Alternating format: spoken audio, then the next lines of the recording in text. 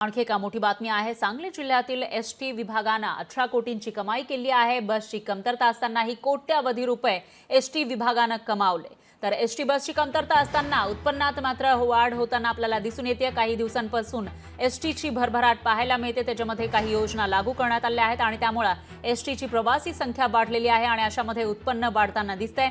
सांगली जिल्ह्यातील एसटी विभागाने 18 कोटींची कमाई केली।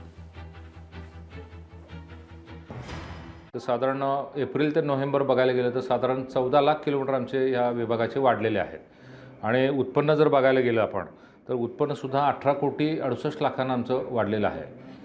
तसंच प्रवाशांची संख्या जर आपण बघायला गेलं तर प्रवाशांची संख्यासुद्धा गतवर्षी 6 कोटी 58 लाख होते, यावर्षी 7 कोटी 1 लाख, म्हणजे साधारण ते सुद्धा 43 लाखांना प्रवासी वाढलेले आहेत। सांगली विभागाची खूप चांगली प्रगती आहे।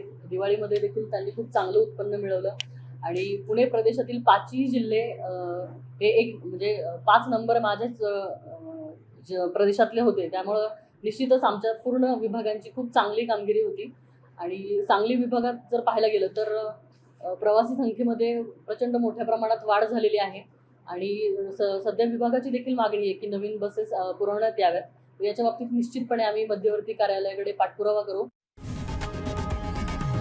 लोकशाही मराठी ऐका, पहा, जागरूक रहा।